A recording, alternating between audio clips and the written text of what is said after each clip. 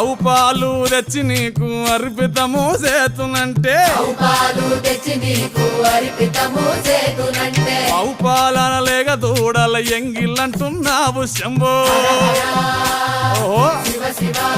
గట్టిగా అది సాంబ శివ నీదు మహిమయన్నటికి తెలియదాయే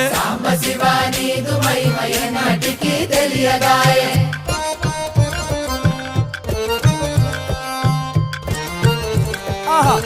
ఓహో తుమ్మి పూలు తెచ్చి నీకు తుష్టుగా పూజింతునంటే కొమ్మ కొమ్మన కోటి తుమ్మెదలెంగిలంటున్నావు శివ